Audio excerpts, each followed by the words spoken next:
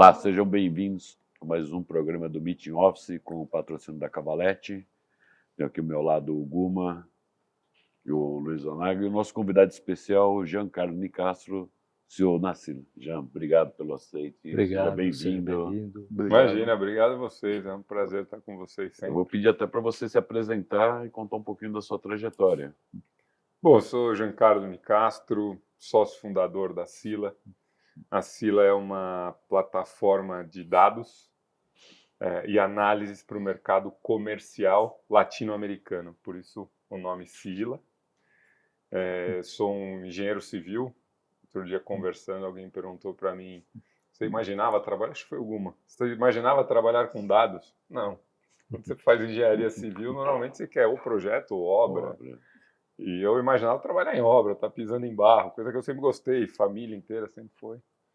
E a vida foi levando, então passei por algumas grandes empresas e a última passagem que eu tive foi na Cyrela CCP, que hoje é a Sim PropTech, e lá comecei a entender essa dinâmica do mercado comercial, etc. E vi que tinha uma falha muito grande no mercado para trabalhar com dados confiáveis, né? No final do dia, qualquer decisão é pautada em dados. Sim. Então, comecei a analisar esse mercado, tinha uma necessidade de dados e não encontrava. Tive a felicidade de cruzar através, não foi uma trajetória simples, todo mundo acha que tudo é sorte, né? A gente, quando chega num ponto da vida, as pessoas acham que tudo caiu do céu, que tudo aconteceu simples. Mas eu fiz uma busca muito forte, eu queria ir embora do Brasil. E fui lá, fiquei em Nova York 40 dias estudando, deixei minha esposa aqui com a minha filha e fui buscar o meu sonho. Falei, pô, vou embora. Tinha um sonho americano. Acabei conhecendo muita gente, conheci uns americanos e que, por coincidência, um dos americanos trouxe para mim a ideia. Ele falou assim, olha, eu faço avaliações para fundos imobiliários americanos, fundos que investem no Brasil, e dos grandes problemas do meu trabalho é não ter dados, né? O que você acha dessa ideia? Me apresentou 3, 4 pedaços de papel, slides, etc. E a gente começou a conversar. E aí eu resolvi sair da CCP para fundar a Sila. E hoje a gente completou agora em outubro 10 anos, né, de mercado. E a Sila ela atua no Brasil, no México, na Colômbia. E no ano que vem a gente vai expandir para mais 5 países, né? Então a gente vai para Costa Rica, que a gente já está com um banco de dados lá bem robusto. São países menores, né, em escala, mas é importante para perpetuar o nosso trabalho, né? A América Latina como um todo sofre com a falta de dados. Então a gente vai para Costa Rica, a gente vai para o Panamá, a gente vai para o Chile, a gente vai para a Argentina e para o Uruguai. Então essa era uma missão que veio através do nosso board de investidores para esse ano, mas eu não consegui cumprir a meta, muito por conta de momento de mercado. A gente sofre muito com mão de obra, né? Não só no Brasil, mas a qualidade de mão de obra e a oferta de mão de obra está muito complicada, então são pontos que fizeram a gente postergar um pouco esse sonho, mas ele já está acontecendo, a gente já está coletando dados e, se Deus quiser, aí, até o primeiro semestre a gente já tem mais 1, 2 países rodando aqui na plenitude. Você tem pessoas nesses locais, né? Que acabam... Todos os locais eu tenho um country manager, eu tenho uma estrutura que faz o negócio girar sozinho, né? Eu não consigo... A ideia quando que a gente vai fazer a expansão, a gente encontra pessoas chaves, leva a nossa cultura, leva a nossa forma de trabalhar e vai monitorando a distância. Por mais que eu vá 3, 4 vezes para esses países durante o ano, eu preciso ter base, eu preciso ter... Porque o dado ele atualiza em real time, né? Enquanto a gente está conversando aqui, tem alguém assinando contrato, tem alguém saindo de um escritório, de um galpão, de um shopping, etc. Então, você precisa estar vivendo aquilo lá o dia a dia, né? Então, a gente tem estrutura em todos os países para poder rodar. E essa mão de obra que você fala que é escassa, pesquisadores? Todos os níveis. Todos os níveis. Todos os níveis. Hoje a gente tem uma dificuldade muito grande para... As pessoas têm uma... É difícil você encontrar pessoas que tomam decisões, né? As pessoas hoje elas preferem ser omissas a sofrer com as consequências das decisões. Então você sofre para ter cargos de liderança, você sofre para ter cargos mais braçais, os pesquisadores, em todos os níveis a gente E não é um problema da Cile, não é um problema do Brasil, é um problema global, né? Então, eu estava conversando com meus sócios nos Estados Unidos sobre isso, né? Sobre pessoas. E ele me falou um negócio que foi muito interessante. Ele falou que na nossa época, até um pouco, ele é um pouco mais velho que eu, né? Eu tenho 43 anos. Ele falou que na época dele, na época dos nossos pais, as pessoas precisavam trabalhar para comer. Sim. Hoje não tem mais isso. E não só no Brasil, não vou entrar em política, mas o Bolsa Família, etc. Tem também os programas assistenciais no mundo inteiro. Então as pessoas não precisam mais trabalhar para viver. E aí isso vai criando uma geração muito complicada. E aí adiciona a essa mentalidade a pandemia que veio, todas as questões estruturais, e aí você vai criando um problema. De verdade, assim, eu não sei como vai ser o futuro do trabalho. Ontem eu estava brincando, eu tenho uma filha de 18 anos e tenho mais 2 meninos de 7 e 9 anos, que estava no carro, aí a minha filha perguntou para minha esposa um negócio, e minha esposa falou, tá no celular ali no banco da frente. E aí minha filha ficou agoniada para pegar o celular. Eu briguei para minha esposa e falei, eu não sei como essa geração vai ter filho, porque tudo tem que ser na hora, tudo tem que ser imediatista. Imagina segurar 9 meses um bebê, essa geração não está pronta para isso. Então eles tomam decisões no impulso, eles tomam... Então o negócio... Tudo na hora, Tudo né? na hora, tudo para ontem, e zero comprometimento com nada, assim. A gente vê pessoas trocando, eu perdi funcionário porque eu não trabalho com home office, é uma Não, questão isso é. minha... vivo real estate, nunca acreditei no modelo de home office, nunca fui fã, nem eu gosto de trabalhar de casa. E a pessoa saiu da empresa porque ele ia ter 2 dias trabalhando de casa. Mas Isso você vai tá fazer o que muito você comum, gosta? né? Não, mas eu vou poder trabalhar de casa, vou ter liberdade. Então, cadê os valores? Cadê o comprometimento? Isso não existia na minha época. Mas, enfim. Nem na minha. São coisas da vida que a gente tem que aprender e se adaptar, né? No final do dia... Até porque a gente vê, eu Guma, né? O Onaga não, o Onaga é mais novo, mas o Guma, que sou um pouquinho mais velho, a gente vê na época que não tinha nem computador. Não, Né? na minha época de graduação era Olivetti, máquina de escrever. Então não tinha essa questão de você trabalhar de casa. Você trabalhar de casa fazendo o quê, né? Exato. Você... Não, e está mais do que claro para todo mundo que a produtividade caiu muito. E aí vem o Itaú e choca quando demite 1.000 pessoas de uma vez só, porque monitorou todo mundo e viu que a produtividade caiu. Mas é óbvio que caiu. Onde a gente ouviu o termo home off. Home off. Que uma entrevista. Eu acho que, assim, o que existe, até a gente conversando antes de entrar aqui a gravação, você trabalhar de qualquer lugar é positivo. Mas, assim, por exemplo, eu faço muita reunião do carro em São Paulo. Se eu não trabalhar do carro, eu perco 30% da minha produtividade, porque eu fico no trânsito 2, 3 horas por dia. Sim.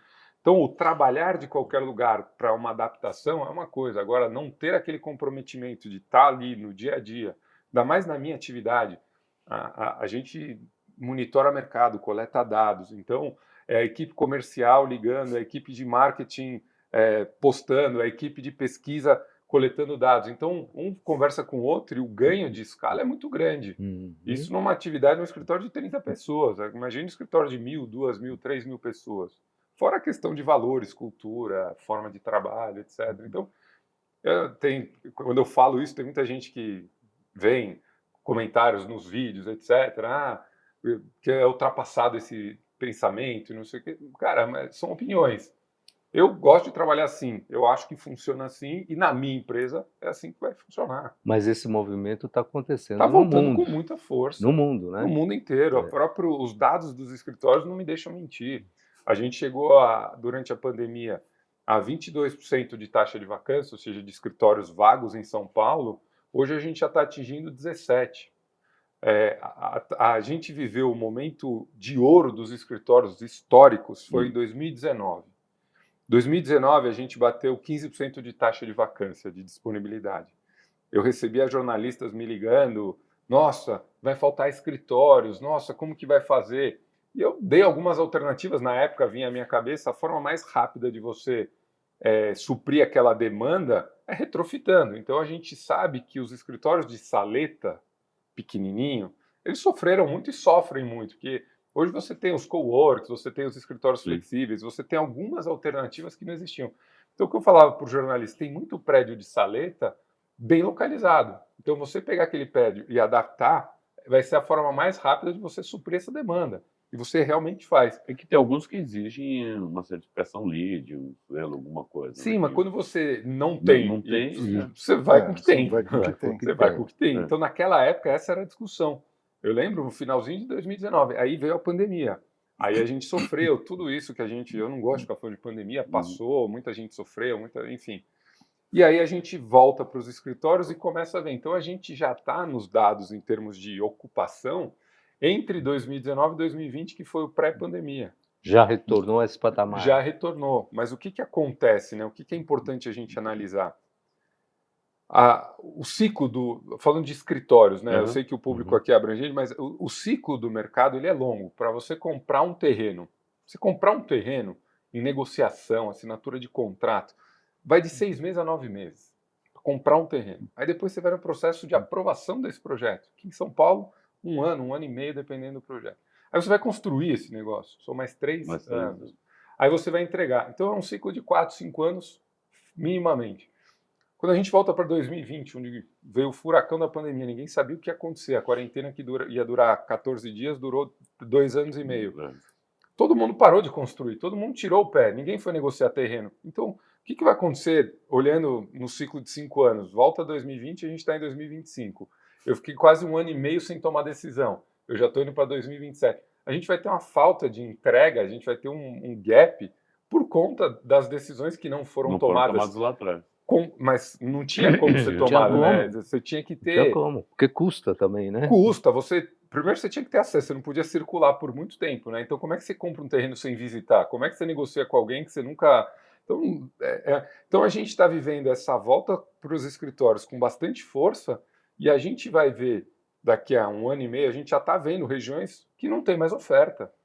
Então a gente vai ter um momento agora a favor dos proprietários. O que vai acontecer? E já está acontecendo a valorização dos escritórios. Sim. Coisa que aconteceu com a logística, por quê? Desequilibrou oferta e demanda. A logística, durante a pandemia, Deus que me perdoe essa palavra, mas para a logística foi maravilhoso o que aconteceu, Sim. porque ela cresceu muito, ela se provou como um produto e os escritórios ficaram de lado, né? O e-commerce. E agora, os escritórios, na região que a gente está aqui, na região da Berrini, Shukr Zaidan. Os escritórios na Berrini e Shukr Zaidan, eles estão no mesmo patamar de preço há 10 anos. Eu falava em locação Rocha Verá, R$ 95,00 o metro quadrado. Eu falo hoje R$ 105,00 o metro quadrado. Então, não dá. Como é que você sustenta um negócio com 10 anos, com inflação, com juros, etc., sem ganho real? Então, o que a gente vai ver e já está vendo, por exemplo, Faria Lima saiu de 200 para 350. A gente já vê Vila Olímpia tradeando a 170, 180. Por quê? Porque desequilibrou oferta e demanda, veio preços. E aí o preço sobe naturalmente. Então a gente já está vendo esse movimento começar a se espalhar pelas regiões que não são secundárias. Eu estou falando de regiões primárias. Shukr Zaidan é uma região primária de escritórios. Uma região secundária, para quem não está familiarizado, por exemplo, Alphaville é uma região secundária, Moema Jaguaré é uma região secundária. Então a gente chama de CBD as regiões primárias, né? Central Business District. São as regiões tradicionais de escritórios: Paulista, Faria Lima, Vila Olímpia, Berrini, Shukr, etc. Itaim. Então a gente vai ver daqui para frente uma valorização real nos aluguéis. Esse é o movimento que está acontecendo. Mas você sabe que uma coisa interessante, né? Você participa com a gente várias vezes, né? Mesmo no happy hour, quando a gente faz, você acaba trazendo um conteúdo, né? Geralmente a gente chama ou no final do ano ou no começo do ano, né? Para saber o que foi e o que vai ser. Exato. Da última vez que você esteve com a gente, o ano passado, no final do ano falando sobre isso, minha esposa participou e ela tem salas comerciais. E aí você deu alguns dados, uma coisa, principalmente porque são salas comerciais pequenas, de 50 metros. Aquilo, e não se conseguia vender de jeito nenhum. Está anunciado ali. Nem alugar, nem vender. Nem alugar, nem vender. Era e em localização boa, hein? Localização boa, aqui no Parque da Cidade, na Augusta, ali. O Parque da Cidade completou 10 anos. A gente fez uma matéria sobre os 10 anos do Parque da Cidade. Estava dando uma olhada. Gostou? E aí ela com esse feedback, eu lembro que ela conversou com você na época, você pegou e falou, vende o mais rápido possível esse negócio, porque não tem... E acabou vendendo agora, porque agora aqueceu. Não é que aqueceu. Teve demanda? A gente percebe que lajes grandes acabam não tendo tanto disponibilidade. Exato. E aí vai para onde tem. Vai para onde tem. E onde tem, Se adapta. e aí ela conseguiu, ela vendeu, acho que ela tem parecendo coisa lá. Então a gente percebe que vai de conta justamente com o que você estava falando, né? Começam a assumir as coisas grandes, né? Vão para as menores, e prédios também que não eram... são prédios novos, né?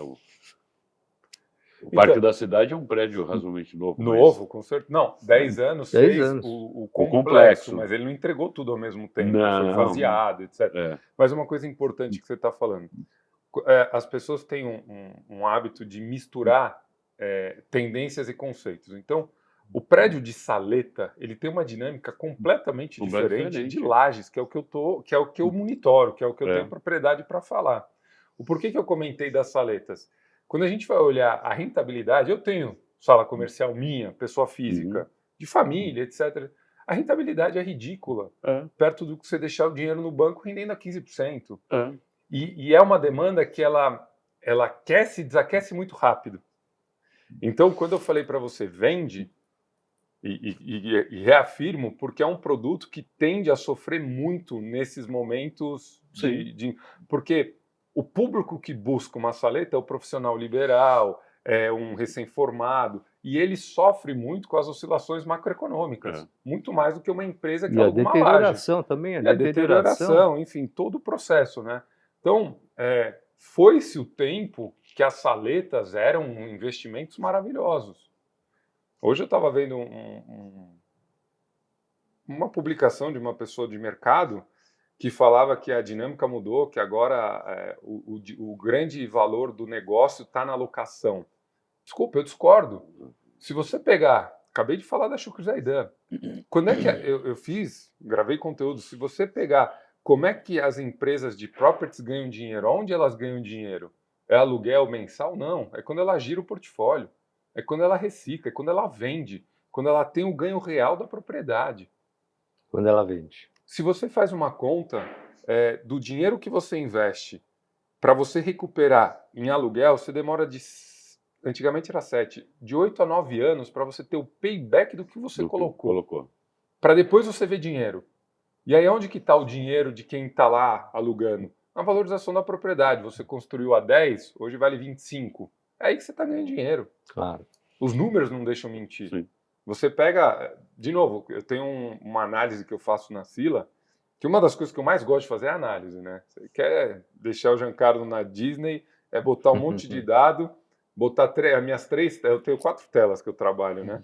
Jean, ninguém bate na minha porta, eu quis uma coisa... Eu gosto de estar sozinho, ninguém me incomodando, com a minha musiquinha zen no fundo, meu incenso.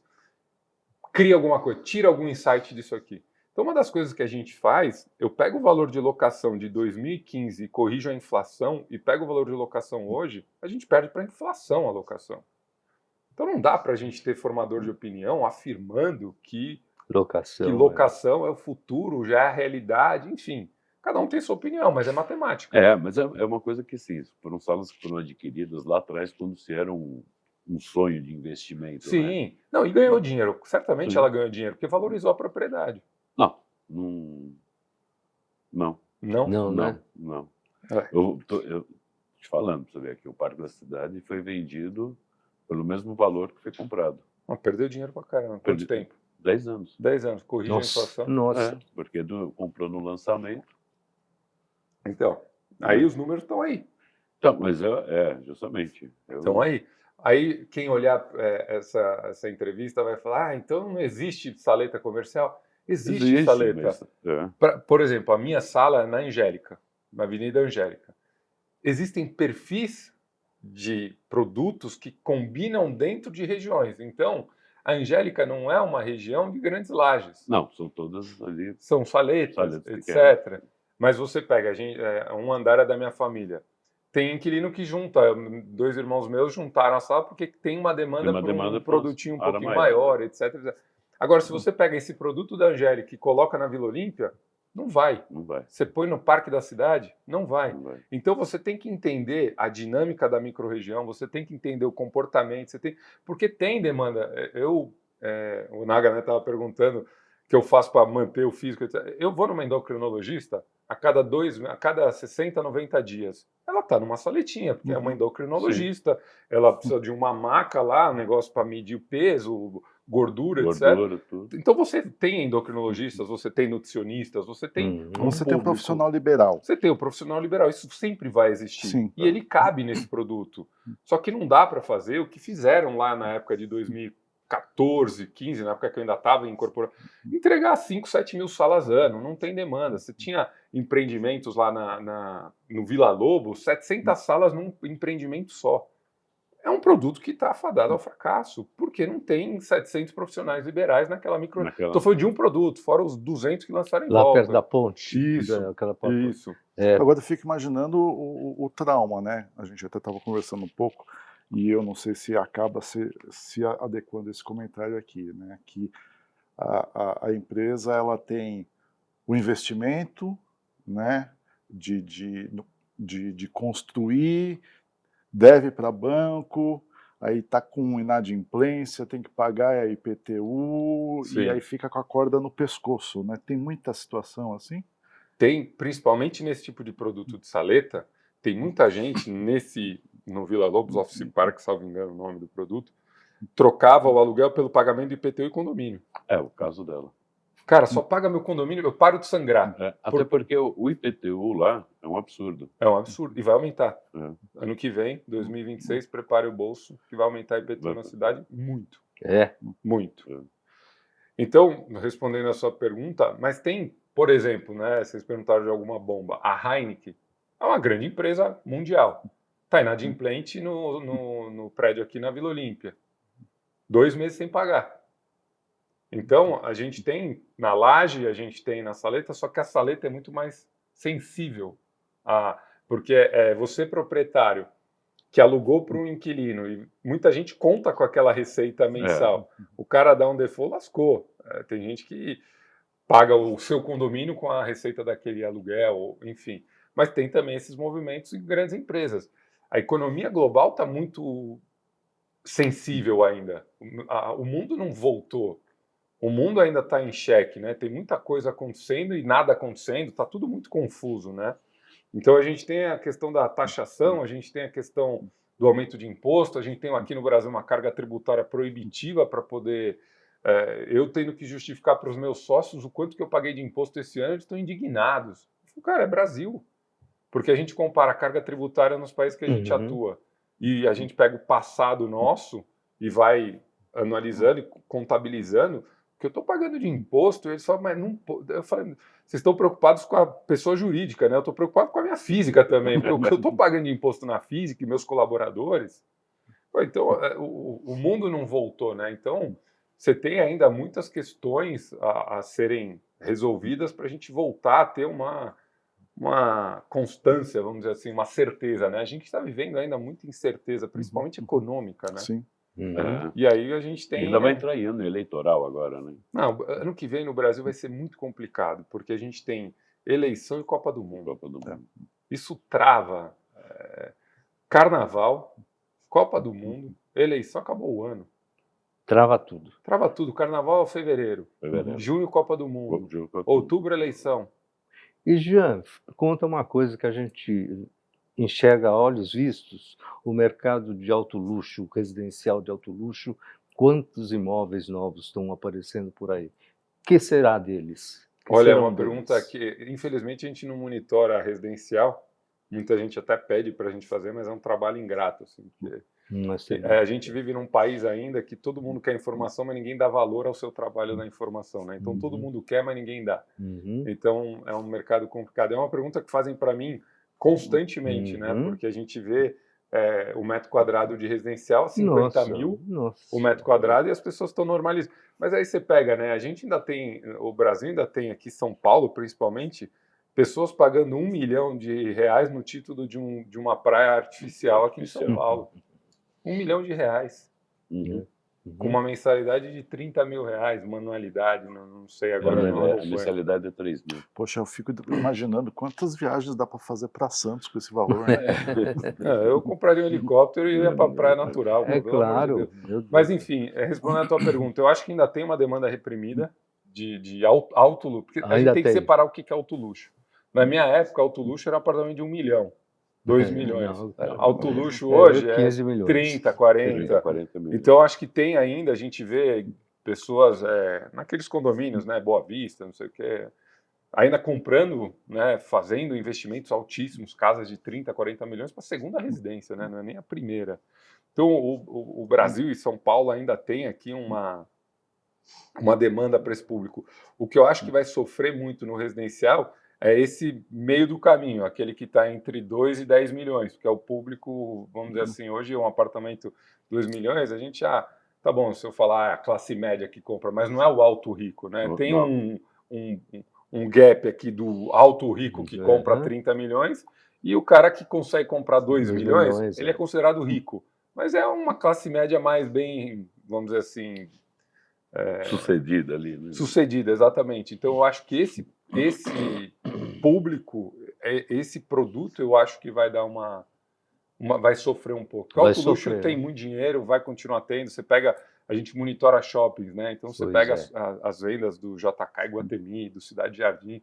Tem gente que entra lá, compra uma bolsa de 30, 40, 50 mil reais, é normal. E eles estão vendendo, não é que os shoppings aqui, esses shoppings de alto luxo no Brasil estão sofrendo, eles estão vendendo muito. Estão vendendo muito. Então a gente tem essa nata que frequenta aqui em São Paulo, que vive, etc., que não sofre, né? Eles são fora da curva, mas tem o meio do caminho, e esse meio do caminho que é um produto que eu tenho um pouco de dúvidas, né? Assim como a gente está falando das saletinhas, que não é um produto para empresas, grupos institucionais, tem também esse produto residencial que fica entre 1, 2 milhões até 10 milhões, que é um produto que está mais suscetível a abalos econômicos. Os shoppings vem crescendo, né? Então, a gente, no período de pandemia, se falou até vai fechar vários shoppings, vão virar hospitais, apartamentos. Então, a gente tem que tomar cuidado com essa análise de shopping.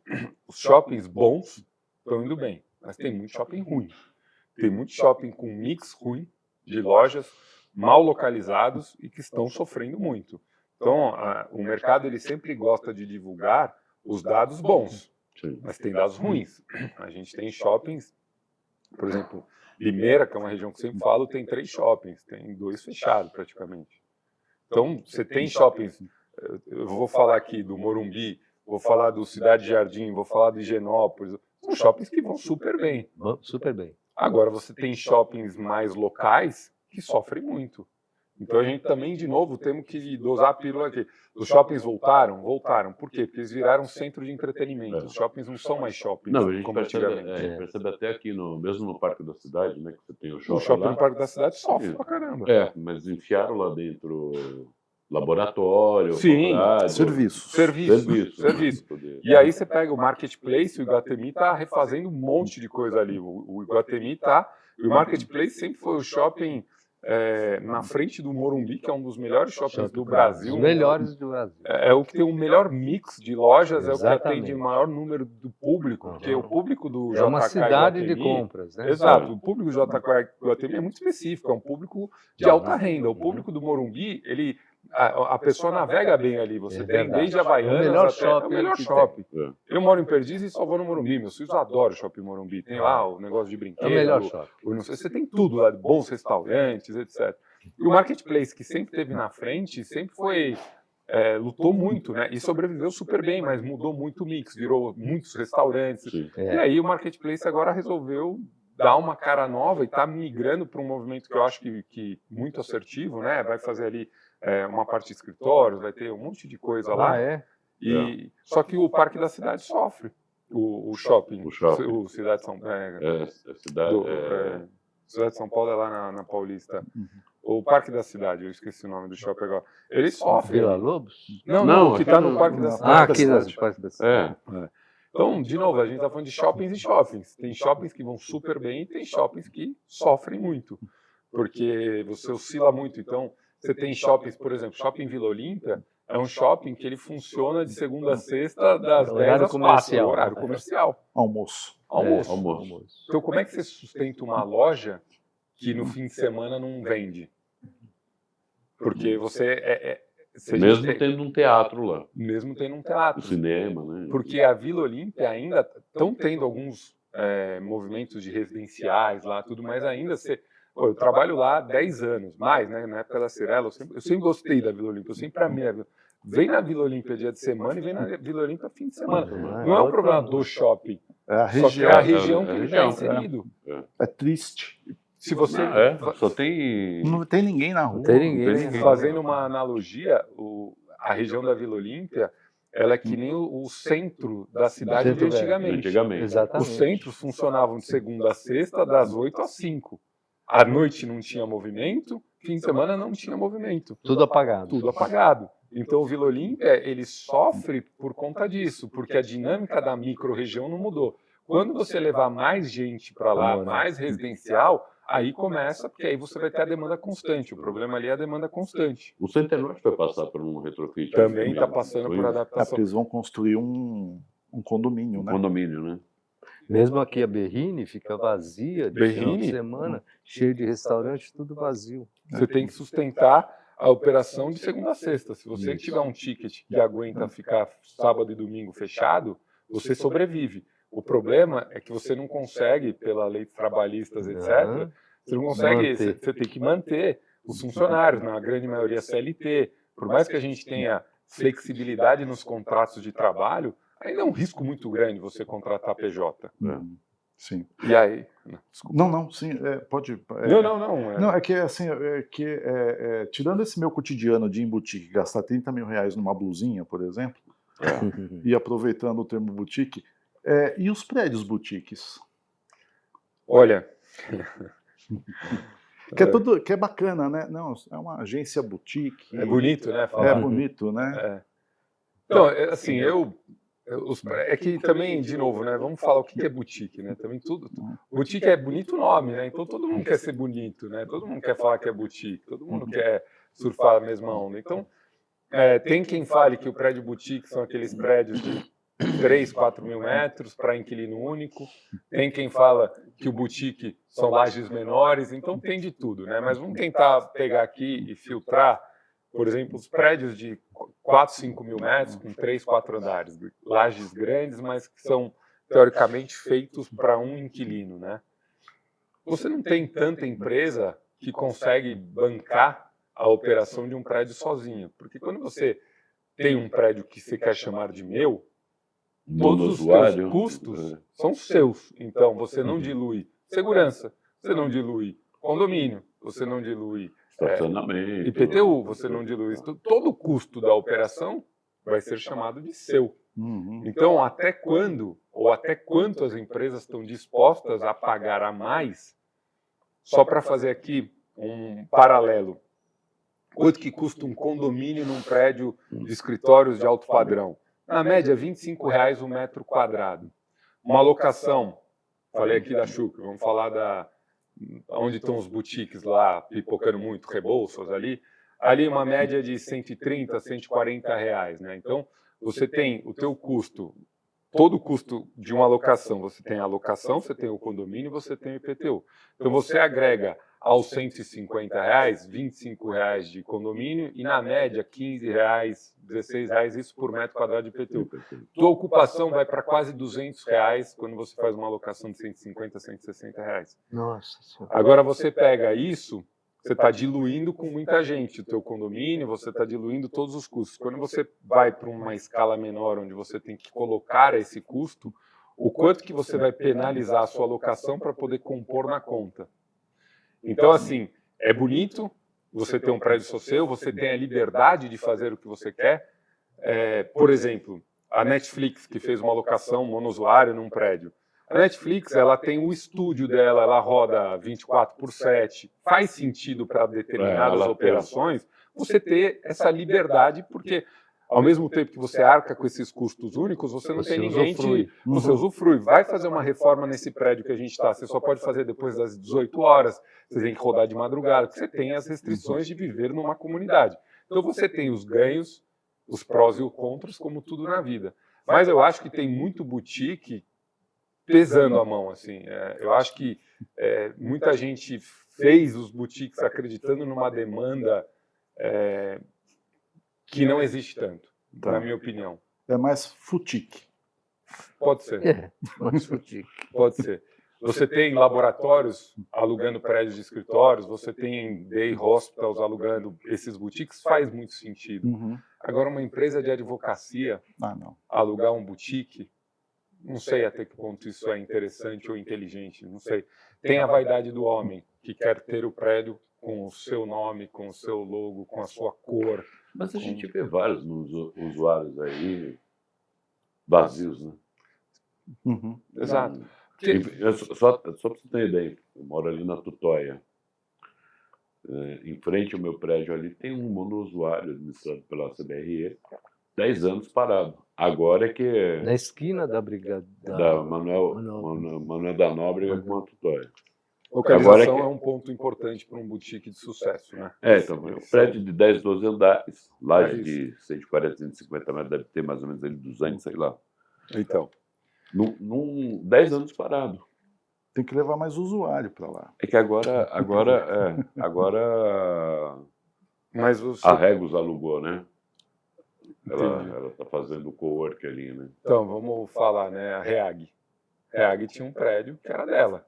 Deu o que deu com a Reag, o prédio saiu. Então, você tem esse risco também como proprietário de ter um monousuário, que você perde a locação inteira da noite pro dia.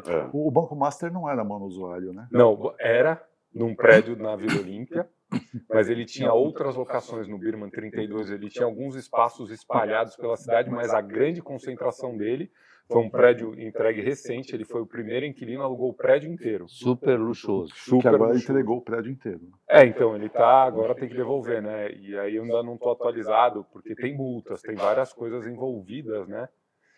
Que fazem parte do negócio, mas de fato vai devolver o prédio inteiro, que também é um risco. Ele não é um prédio boutique, ele é um prédio muito bom, é um prédio ali na Vila Olímpia, né? Ele chama de Faria Lima, Auri Faria Lima, mas é esse risco que o boutique também carrega. Quando você tem um monousuário, é all-in, né?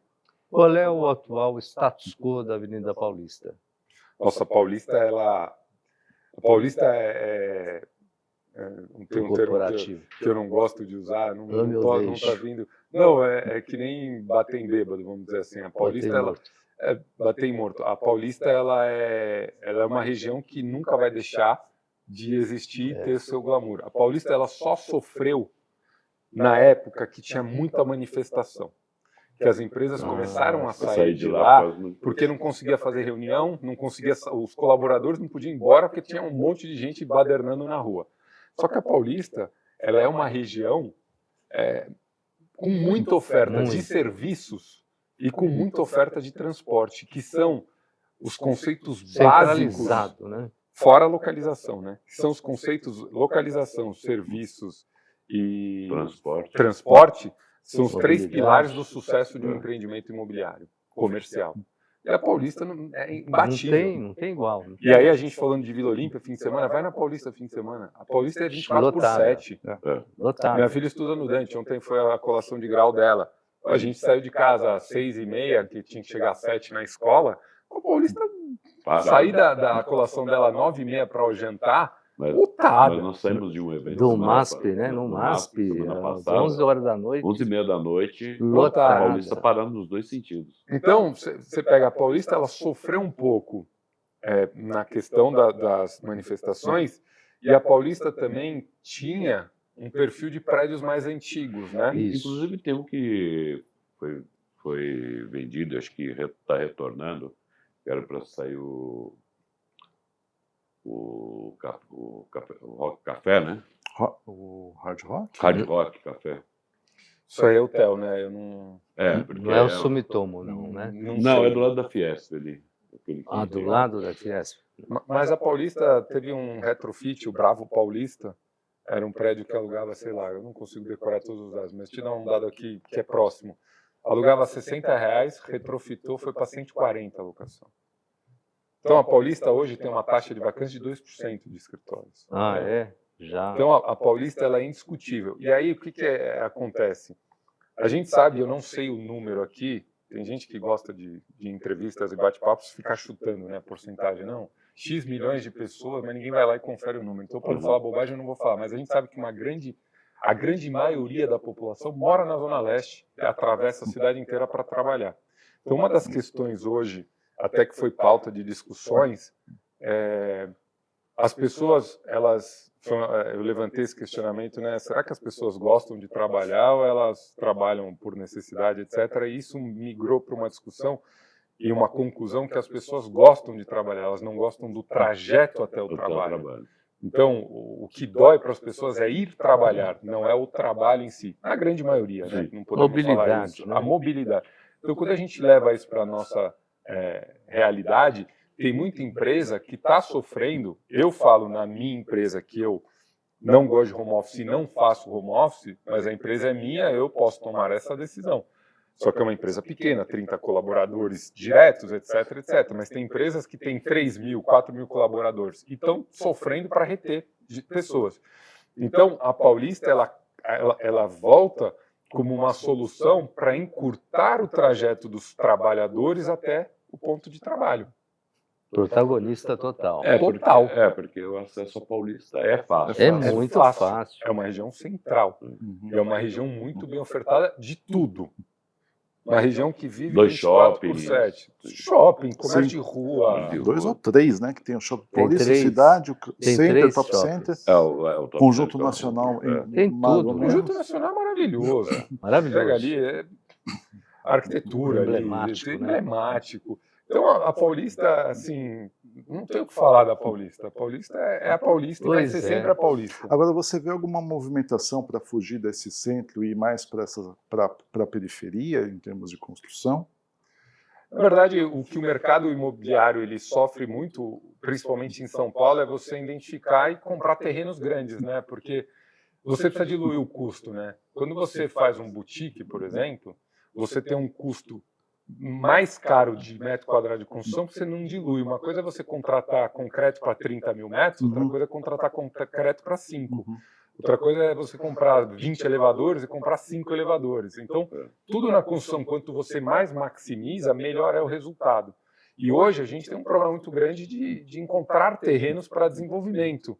Então, o movimento acaba indo para as periferias. A gente está falando da Paulista. Vai achar um terreno na Paulista para construir? Não tem. Você não tem. Vai achar na Faria Lima. Tem 3, 4 que já estão comprados e não tem... Rebouças, né? Rebouças, já está acabando. Os terrenos ali da Rebouças já estão acabando também. Então, naturalmente, a cidade vai te expulsando para as regiões periféricas. Tá. Mas é um movimento a longo prazo, não é um movimento a curto prazo. Lembrando que a gente comentou aqui que a taxa de vacância, a disponibilidade de escritórios está em torno de 17%. Só que a gente tem regiões como Chácara Santo Antônio com 40% de disponibilidade. Então é importante isso também. A gente fala um número macro que é bonito, mas tem micros horrorosos. Sim. 50%. Chácara Santo Antônio e a outra região lá perto da Ponte João Dias. Granja Julieta. Essa região toda. Pega a Marginal Pinheiros para lá, para nós. Né? A gente está na Marginal Pinheiros, do lado da Chucre, do lado da Rebouças, da Berrini. Quando você pega a Marginal Pinheiro do outro lado da ponte, sofrendo pra caramba. Você pega o Senesp, que já foi um grande empreendimento, alugando a R$30 o metro quadrado. E vazio pra caramba. O centro empresarial? O Senesp lá da João Dias. Na João Dias. Você não tem metrô lá, você não tem. Tem nada. Não tem nada. O máximo é um trem, né? O máximo é um trem. Então você pega algumas regiões em São Paulo ainda estão sofrendo. Eu estou falando isso porque para você incentivar a construção, você precisa absorver o que já tem pronto para as regiões periféricas, né? Então, essas regiões periféricas ainda estão super ofertadas. Então, enquanto você não enxugar hoje, as brigas ainda continuam sendo encontrar terrenos nas regiões primárias, que existem, mas são difíceis. são negociações, normalmente é uma formação de áreas, você vai comprar 4, 5 casas para negociar ali. Vai ter uma que não Aí vende. vai ter uma que não vende, aí vai ter uma com problema de documentação, vai ter... Então, a formação de áreas nas regiões nobres, que é onde todo mundo quer estar, dificulta também o processo. E aí volta aquela minha análise de prazos, né? Então, você demora ainda muito mais para formar área, para você poder construir, mas a demanda ainda existe muito forte para esse tipo de produto. E o galpões, como é que está isso? O Pô está indo com uma De vento em força popa, né? violenta, assim, eu estava conversando com uma pessoa que estava se queixando muito da economia do Brasil, que o Brasil... Aí eu com a base que eu tenho de conhecimento de dados disponíveis na minha mão, eu falo que o mercado imobiliário não condiz com a realidade macroeconômica do Brasil. Acabei de falar, a volta dos escritórios com força, recuperação de locação, aumento real de locação, Faria Lima, Metro quadrado caríssimo, e alugando e andando. Quando a gente vai para a logística, só aí, a logística tem regiões com 2% de disponibilidade, tem várias regiões, Brasil afora, com 0% de disponibilidade.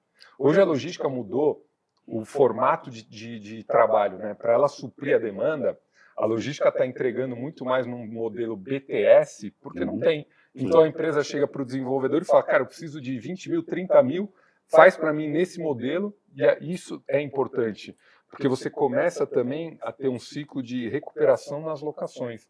A logística, por muito tempo, alugou de 18 a 20 reais. A gente pega a análise de dados, é uma reta. Você ficou por 10 anos, 18, 20, 18, 20, a oscilação das locações. Hoje a gente já tem 30, 35, 37, por quê? É o e-commerce. Desequilibrou a oferta e demanda. E o e-commerce é um tomador de área, o Mercado Livre, a Shopee, os chineses estão vindo com muita força, a Temu, todos os outros estão vindo com o TikTok agora, que está fazendo, né, o TikTok Shop também está indo para a logística.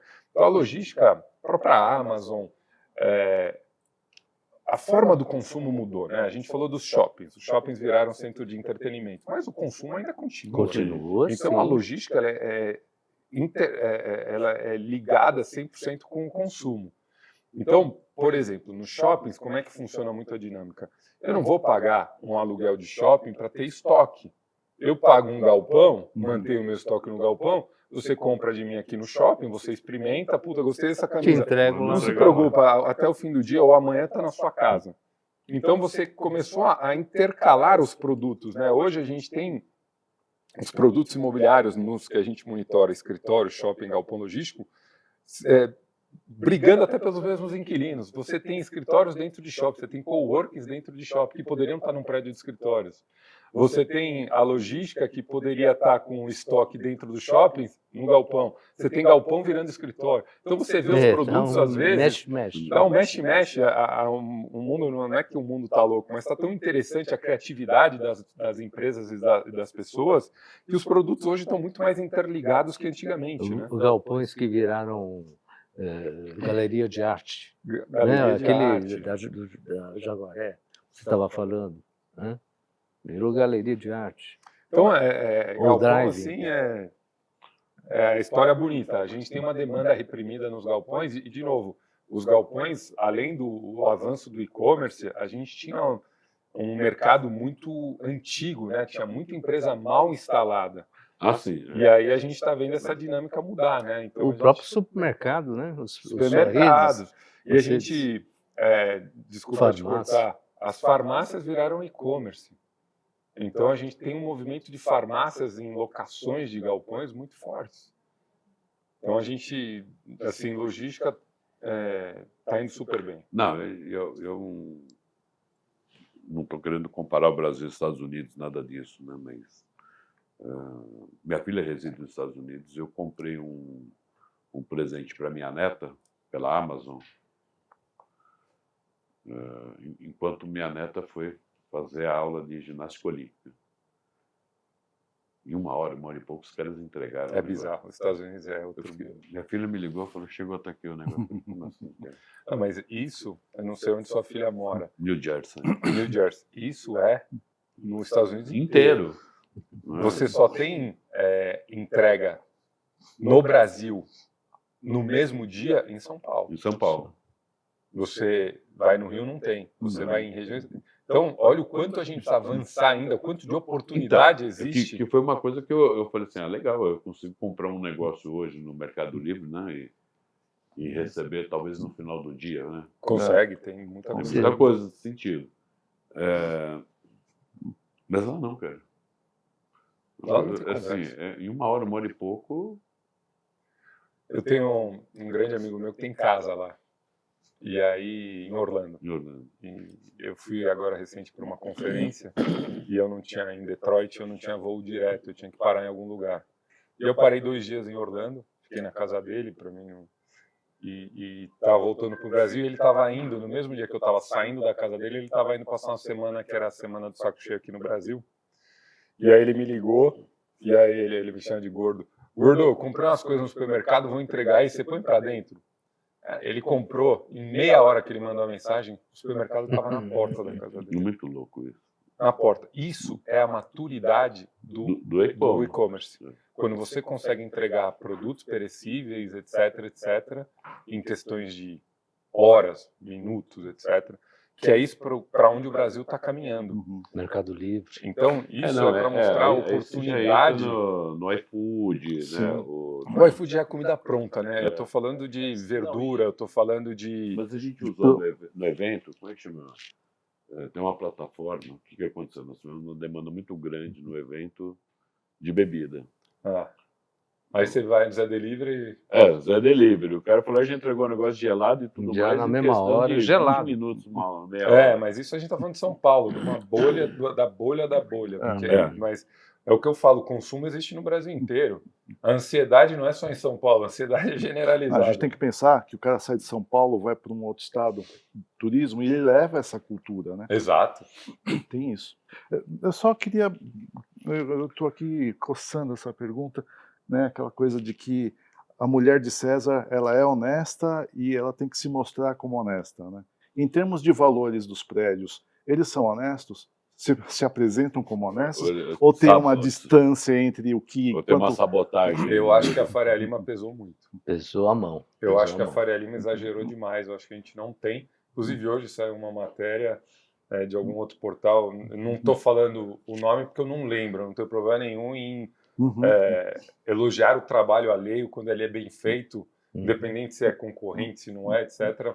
Mas eu li em algum lugar, de novo não vou lembrar, a frase era: Rebouças leva mais um inquilino da Faria Lima. Porque nem todo mundo aguenta pagar R$350, R$400 de locação. Tem que ter muito ego para querer manter a Faria Lima. Então você falar na Rebouças 150, que está a 1,5 km, 2 km, faz tanta diferença assim? No bolso faz. No bolso. Então você tem, ao mesmo tempo, você tem... Falei do Senesp, alugar o Senesp a 30 é ridículo. Então você tem tanto o extremo positivo quanto o extremo negativo. Então nem todos os preços são honestos. Tá. Mas uma coisa muito importante, que eu sempre falo, até uma frase do meu querido amigo Cláudio Ermolim, ele sempre fala, e eu repito a frase dele: o mercado é soberano. O que isso quer dizer? Por mais que eu seja dono da minha propriedade, eu tenha feito ela com muito amor e carinho, eu usei a tecnologia de ponta, quem vai precificar a tua propriedade é o mercado. Então, se o mercado da Faria Lima está aceitando pagar, então eles são os culpados de pagar o preço que eles estão pagando. Porque se todo mundo começar a sair da Faria Lima, os preços vão cair. Então, não dá para deixar na conta do proprietário. O proprietário que está pesando a mão, o mercado está aceitando, está certo ele, vai lá. Vai faltar escritório, a Faria Lima, não sei o que lá. Aí a gente leva para o ego, né? Aí a gente já vai para uma questão mais filosófica da coisa, né? O quanto que teu ego exige para você estar na Faria Lima. Tem muita gente que tem o ego muito grande e faz questão de estar. Tem gente que acha estratégico. Cada um tem uma opinião e eu respeito todas, tá? Aí você fala para mim: Gê, você gostaria de estar na Faria Lima? Eu tô perto, mas eu não gostaria de estar na Faria Lima.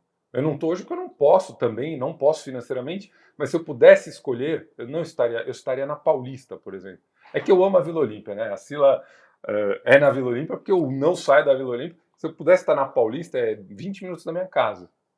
Mas a Vila Olímpia eu acho uma região democrática, eu acho uma região super ofertada de serviços, é do lado da minha academia que eu estou há 15 anos, eu conheço toda a dinâmica do bairro, etc. Eu gosto da Vila Olímpia. Para que lado que você acha que vai crescer o mercado corporativo? Para a Então, região da Marginal Socorro ou para Jaguaré? Ou Jaguaré, para Jaguaré, Jaguaré. né?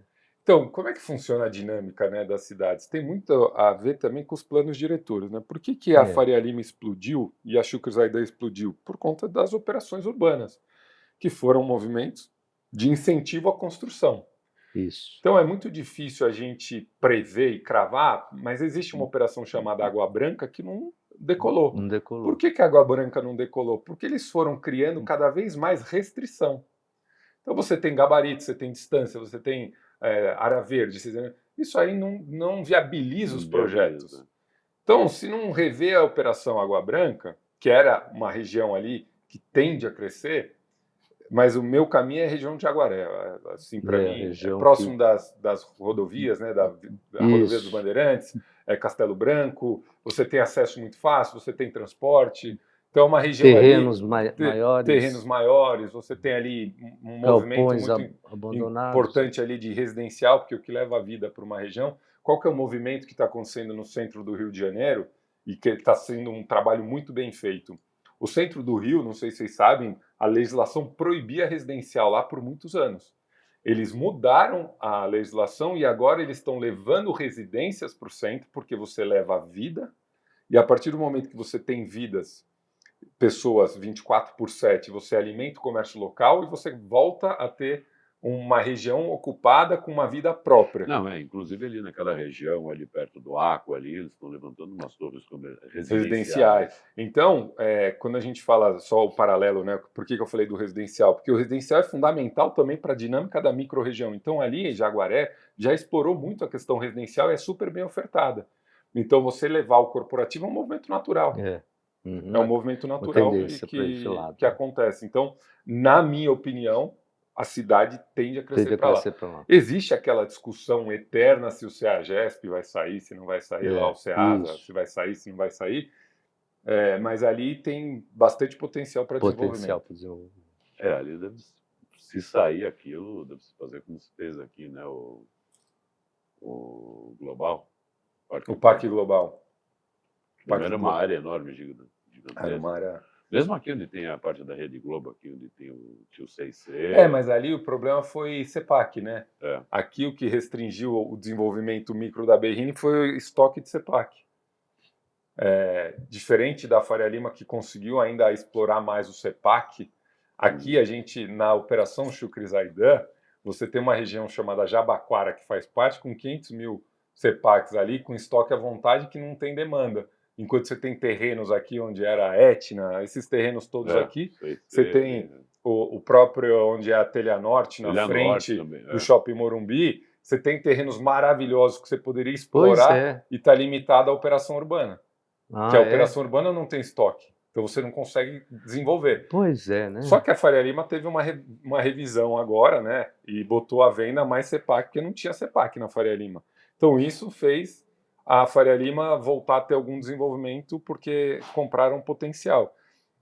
Eu acredito que isso vai acontecer aqui também. Se isso acontecer, esses terrenos já tem dono, já tem tudo, vão desenvolver muito rápido.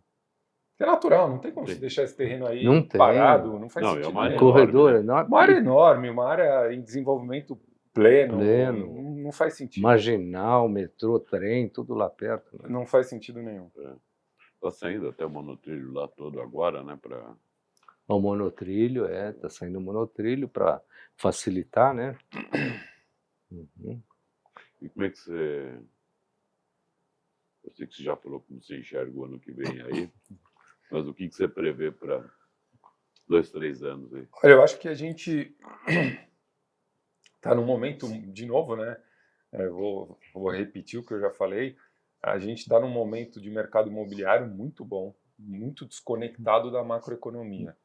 A nossa economia Brasil entrando no eixo, e não quero polemizar aqui nada, mas a gente sabe que juros a 15% é proibitivo para qualquer atividade.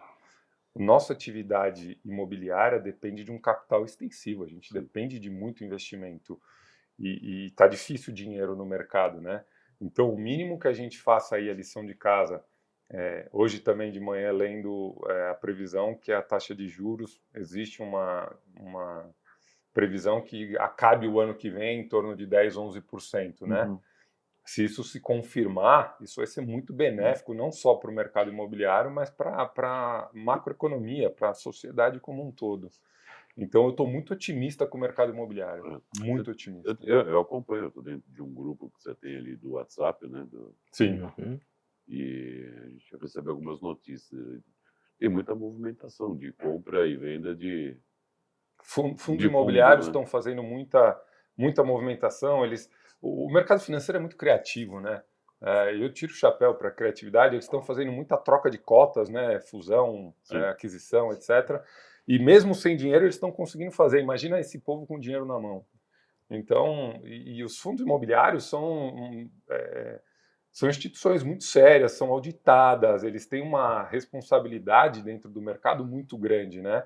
O que está acontecendo, e é algo que a gente já previa, é a consolidação. Fundos pequenos estão sendo adquiridos porque eles não conseguem manter o custo fixo da operação numa escala menor. Então, a gente já previa essa consolidação de fundos.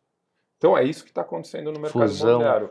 Fusão, aquisição e grandes fundos, né? O Pátria está virando um caminhão. Nossa Senhora. Aí você tem o BTG, gigantesco. Aí você tem grandes fundos, grandes gestores, né? Consolidando a operação, que era um movimento natural. Vou fazer um paralelo aqui. A gente não gosta de fazer um comparativo, mas eu vou trazer aqui esse dado que é importante, já que a gente está falando de fundos imobiliários. Fundos imobiliários no Brasil, a gente tem quase 400 fundos imobiliários. No México, a gente tem 16. 16 fibras institucionais, fortes, grandes, etc, etc. Então, o fundo imobiliário, você pode criar um fundo para ter uma laje. E é um fundo imobiliário. Uhum. Então, esses fundos têm uma métrica que tem alguns especialistas de fundos imobiliários que entendem a parte financeira muito melhor que eu, que eles tem pessoas que falam que fundo com menos de 5 bi não vai existir. E é isso que a gente está vendo, né? Empresas menores, fundos imobiliários menores, não estão conseguindo aguentar a concorrência, e aí estão sendo adquiridos e está tendo essa movimentação. Então, essa movimentação que a gente vê é muito pautada nos fundos imobiliários, mas a gente não vê o capital institucional, empresas de properties, empresas desenvolvedoras fazendo um movimento que o dinheiro está caro. O dinheiro está pesado. Gente, está chegando ao fim. Nossa, Conversa boa, aprendemos passa muito bastante, rápido, nos né? atualizamos Agora bastante. que estava começando a falar de dinheiro. Agora que bem. chegou na parte que o Guma ia fazer os investimentos, os aportes ali dos fundos. Não, só tenho a agradecer aqui vocês. Falei bastante, né? Falou bem. É até importante a gente quis te convidar para participar, porque você participou muito com a gente, né? Nos eventos na Arena, No happy hour. no happy hour, tudo, né? Muito Mas legal. O não, trabalho de não só vocês. bebendo, mas Tem que trabalhar um trazendo- pouco também, tem né? Não é trazendo só conteúdo beber a também. vida. Mas o assunto teu permeia todo o nosso negócio, É. toda a cadeia porque como a nossa. gente não né? teve a oportunidade de Então, estar no final do ano, Você tem de falar vindo como muito é que- pouco. É só convidar. Vocês viram que o convite chega, a gente está aqui. Não tem... então, e aí chegou o final do ano, a gente não teve a oportunidade de você fazer o conteúdo pra gente. Eu falei, não, vamos trazer pro bate-papo, porque aí Imagina, a eu tô gente sempre arranca à até mais disposição. do que... Né, a gente explora. né? Não, mas eu sou fã do trabalho de vocês, gosto de vocês de graça. Tem gente que a gente dá liga, né? Energia, Sim, tudo. é. Então vocês Obrigado. são pessoas, além de pessoas maravilhosas, parceiros, Obrigado. pessoas que eu, na pessoa física, gosto muito de estar junto, de conversar. Então é sempre um prazer para mim estar aqui. Sempre que me chamarem, eu estarei aqui. Podem me ligar, vocês têm meu telefone, tem o telefone da nossa equipe lá. E eu também aprendo muito com vocês, essa troca é sempre muito rica. E Não, é muito contem com a bacana. Sila sempre. Obrigado, Jean. Obrigado pela Obrigado. presença. Imagina, obrigado a você. Obrigado a vocês que nos acompanham e até o próximo programa.